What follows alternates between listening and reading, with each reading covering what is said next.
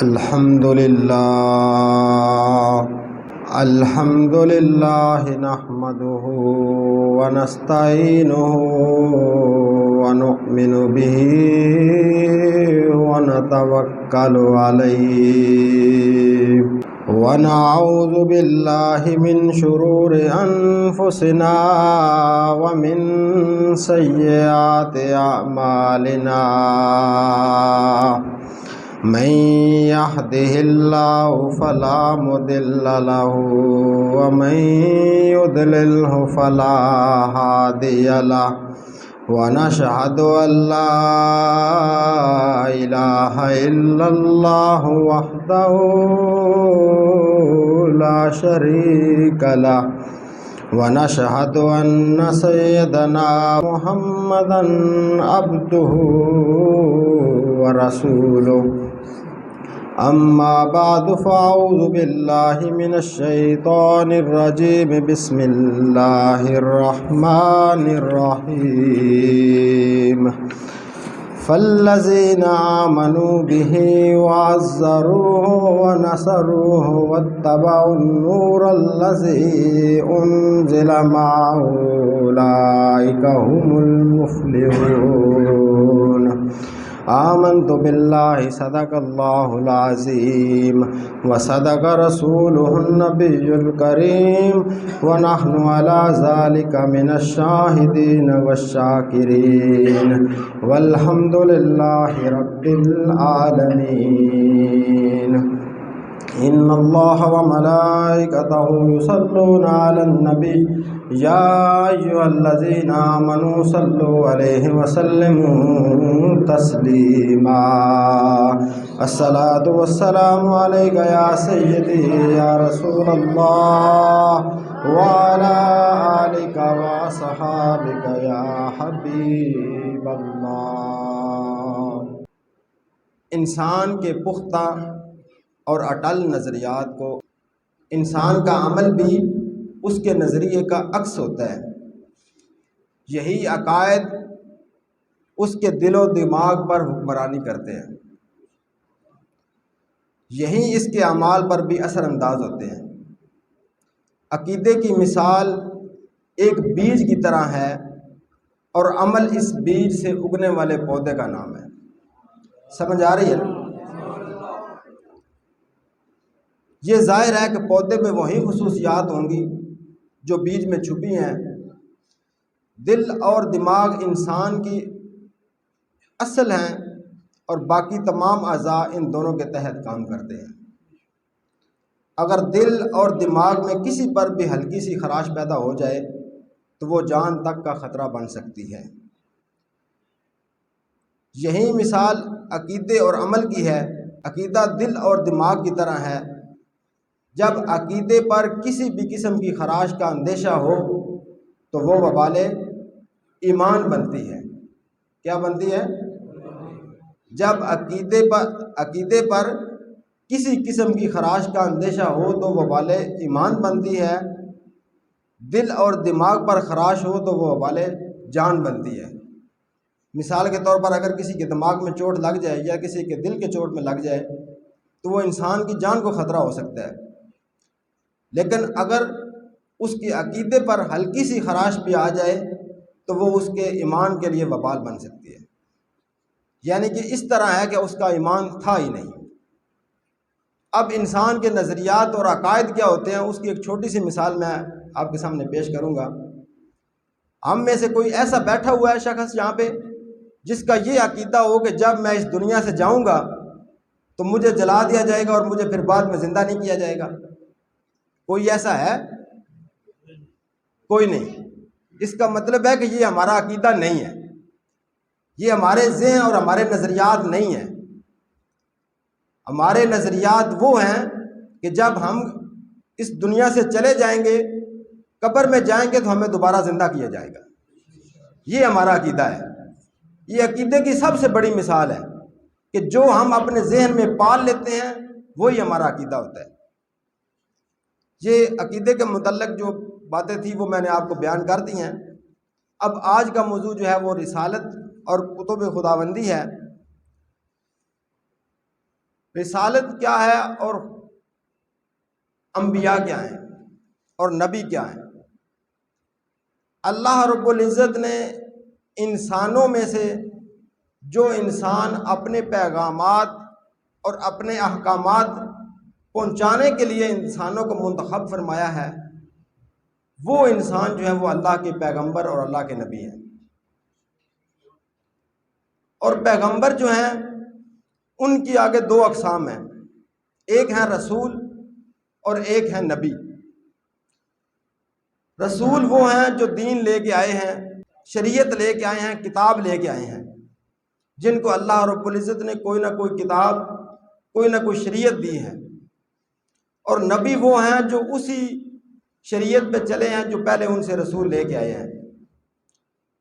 اس کائنات میں حضرت آدم علیہ السلام پہلے نبی تھے اور حضور علیہ السلام آخری نبی اور رسول تھے۔ حضور خاتم النبیین ہیں۔ یہ رسالت کا سلسلہ چلتا چلتا جب حضور علیہ السلام پہ ختم ہوا، یہ تمام کے تمام انبیاء کرام معصوم تھے اور ہیں۔ انبیاء کرام کے بعد کسی صحابی یا امام کے متعلق معصوم ہونے کا عقیدہ رکھنے والا گمراہ اور بد مذہب ہے۔ آگے ارشاد باری تعالیٰ ہے فآمنوا باللہ ورسولہ وَإِن تُؤْمِنُوا وَتَتَّقُوا فَلَكُمْ أَجْرٌ عَظِيمٌ، بس تم اللہ اور اس کے رسولوں پر ایمان لاؤ، اور اگر تم ایمان لے آؤ اور تقوی اختیار کرو تو تمہارے لیے بڑا ثواب ہے۔ کیا ہے؟ کس پر؟ اللہ کے رسولوں پر ایمان لانے پر اور تقوی اختیار کرنے پر۔ یہ تو تمام انبیاء کرام علیہ السلام پر ایمان کی بات تھی۔ حضور اقدس صلی اللہ علیہ وآلہ وسلم پر ایمان لانے کے تقاضوں کو قرآن پاک نے سورۃ الاعراف کی آیات نمبر 157 میں یوں بیان فرمایا فالذین آمنوا بہ وعزروہ ونصروہ واتبعوا النور الذی انزل معہ اولئک هم المفلحون۔ ترجمہ، جو لوگ اس محبوب پر ایمان لائے اور اس کی تعظیم و توقیر کی اور اس کی مدد اور حمایت کی اور اس نور کی پیروی کی جو اس کے ساتھ نازل کیا گیا ہے، وہی لوگ فلاح پانے والے ہیں۔ اس آیات مبارکہ میں اللہ رب العزت نے 5 چیزیں جو بیان کی ہیں، 5 حکم دیے ہیں ہمیں۔ اس میں پہلا حکم کیا ہے؟ فالذین آمنوا بہ، آقا دو جہاں صلی اللہ علیہ وآلہ وسلم کی ذات اقدس پر ایمان لانا۔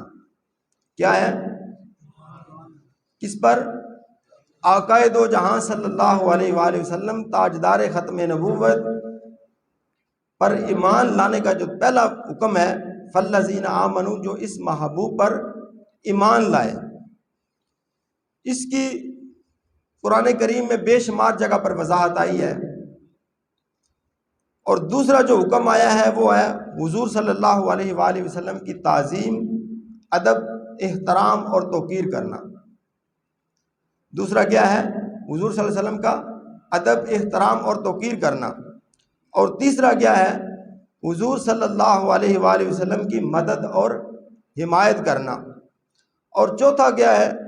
حضور صلی اللہ علیہ وآلہ وسلم جو کتاب لے کر تشریف لائے، اس کتاب قرآن کریم پر ایمان لانا۔ اور 5واں اس آیت میں کیا بیان ہوا ہے کہ جو ان 4 چیزوں پر ایمان لے آئے تو وہی لوگ ہیں جو کامیاب ہیں۔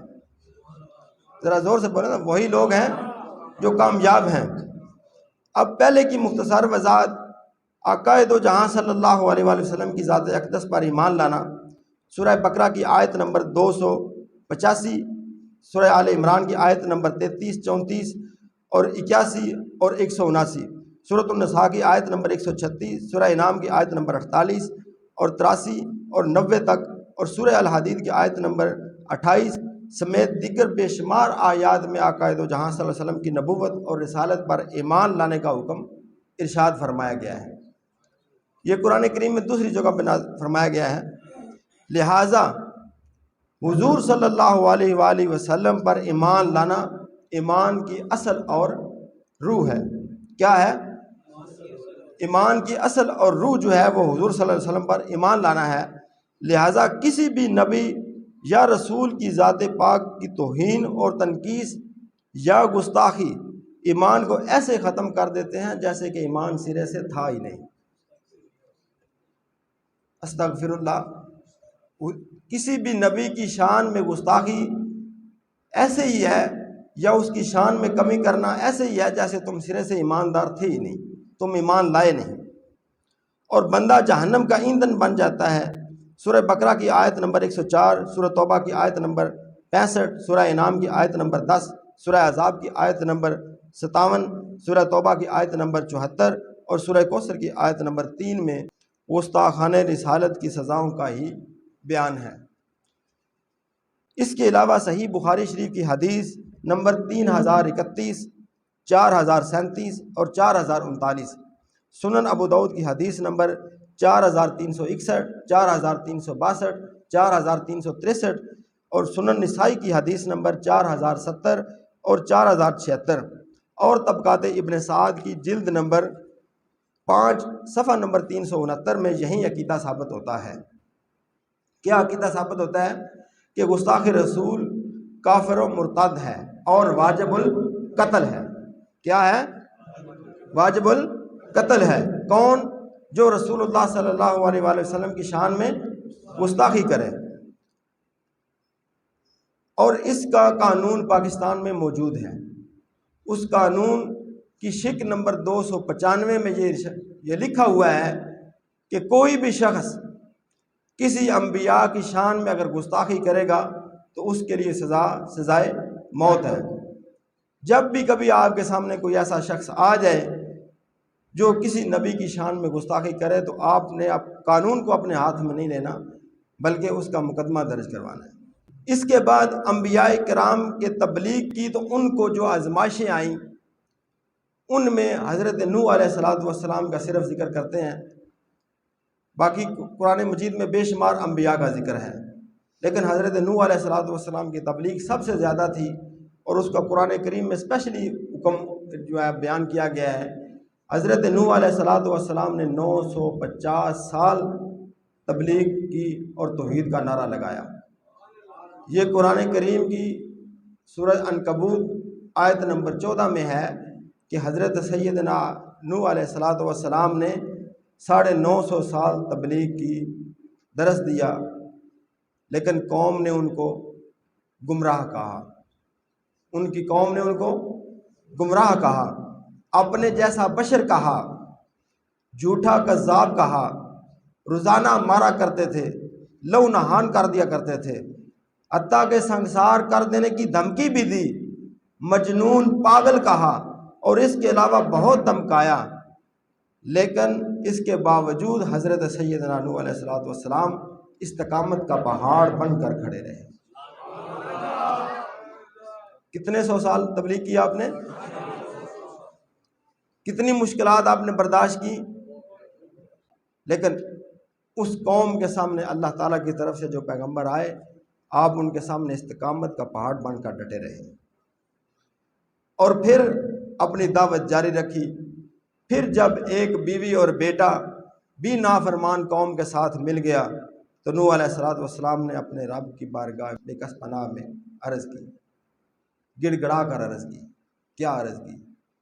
اے میرے رب، تو ہی میرا طلبگار ہے، تو ہی میری مدد کرنے والا ہے۔ یا اللہ، میری قوم نے مجھے جھٹلا دیا ہے۔ کیا فرمایا؟ عرض کی، اے میرے مولا، میری قوم نے مجھے جھٹلا دیا ہے۔ اے میرے رب، انہوں نے میری نافرمانی کی اور انہوں نے اپنے مال و دولت کی پیروی کی۔ انہوں نے کیا کیا؟ اپنے مال و دولت کی پیروی کی اور میری پیروی کو چھوڑ دیا اور مختلف چالیں چلتے رہے۔ اے میرے پروردگار، میں نے ان کو تیری توحید کے نغمے سنائے۔ کتنے 100 سال؟ میں نے ان کو تیری توحید کے نغمے سنائے۔ انہوں نے اپنی انگلیاں اپنے کانوں میں دے لی، اپنے اوپر چادریں اور کپڑے لپیٹ لیے اور اپنی چودراہٹ کو دیکھا، اور انہوں نے میری دعوت سے بھاگتے رہے۔ میں نے ان کو صبح دعوت دی، میں نے ان کو شام دعوت دی، میں نے ان کو اونچی آواز سے دعوت دی، میں نے ان کو آہستہ سے دعوت دی، میں نے اکیلے اکیلے کو دعوت دی، میں نے ان کو محفلوں میں دعوت دی، لیکن یا اللہ انہوں نے میری ایک نہ سنی۔ اب کیا کر، انہوں نے مجھے نقصان والا کہا، انہوں نے مجھے مجنوں کہا، انہوں نے مجھے پاگل دیوانہ کہا، انہوں نے مجھے مارا۔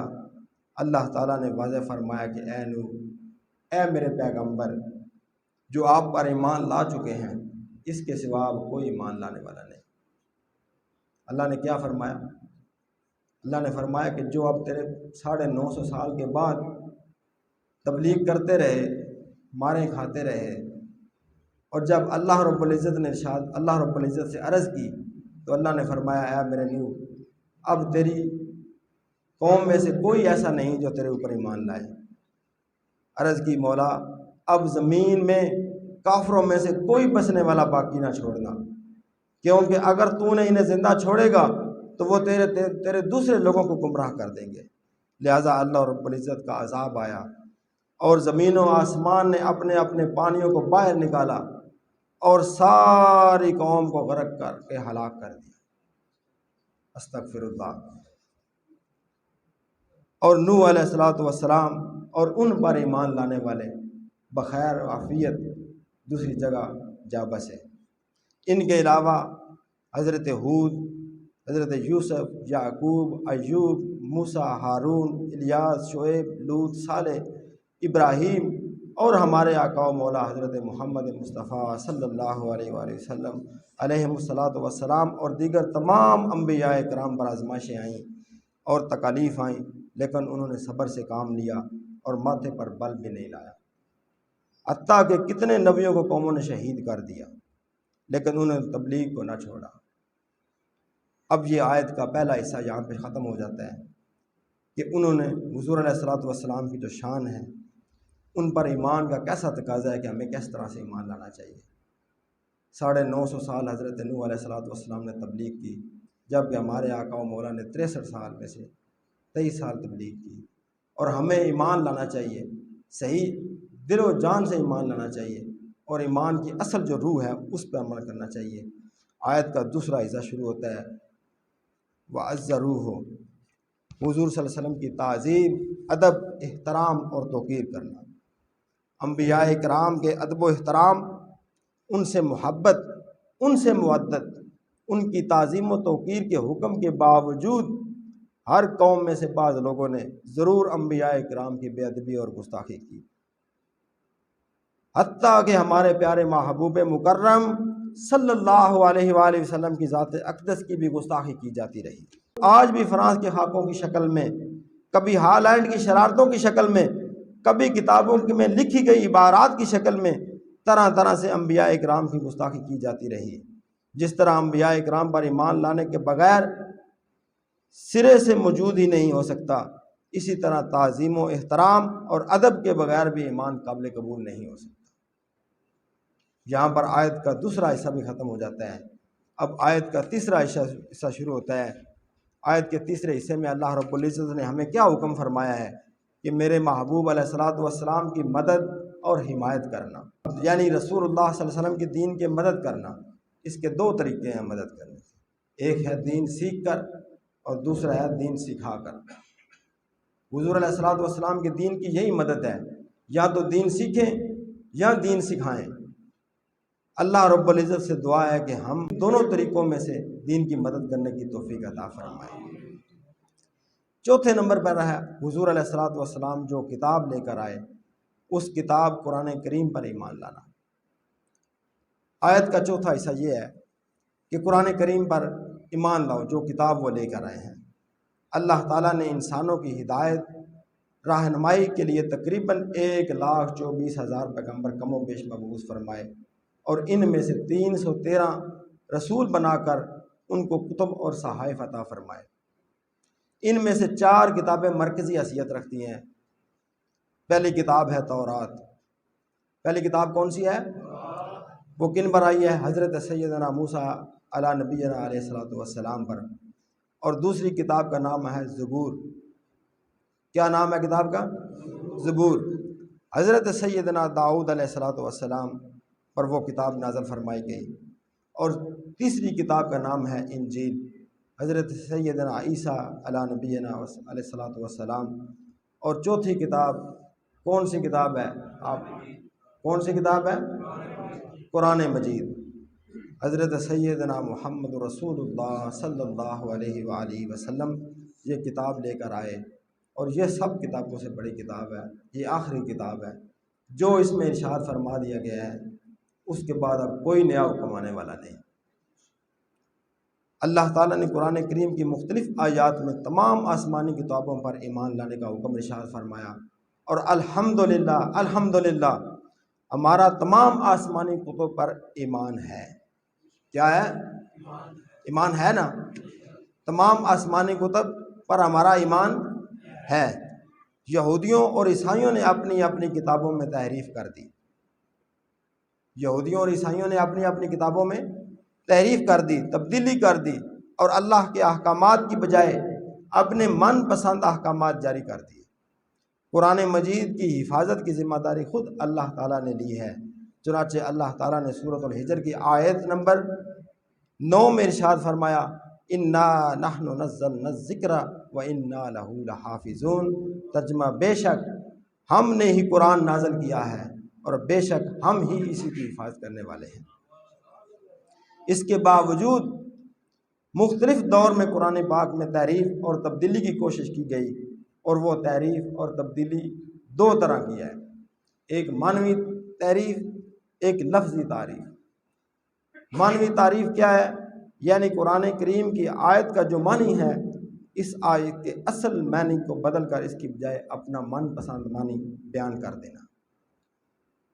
اور دوسری لفظی تحریف، یعنی قرآن کریم کے لفظوں میں بھی شک کرنا کہ یہ لفظ بھی اصل نہیں ہے، اصل لفظ اور تھے اور یہ لفظ اور ہے، کسی نے بدل دیے ہیں۔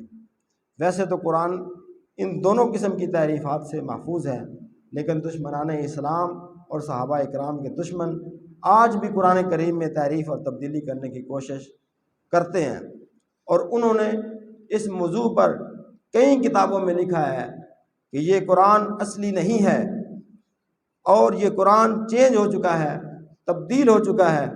وہ کتب بھی الحمدللہ ہمارے پاس موجود ہیں جن میں یہ تحریریں لکھی گئی ہیں۔ اگر کوئی شخص وہ کتابیں دیکھنا چاہتا ہو تو ہم سے رابطہ کر سکتا ہے۔ اللہ رب العزت سے دعا ہے کہ اللہ رب العزت ہمیں اپنے انبیاء پر، اپنے رسولوں پر اور اپنی کتابوں پر ایمان لانے کی اور ان پر عمل کرنے کی توفیق عطا فرمائے۔ وآخر دعوانا ان الحمد للہ رب العالمین۔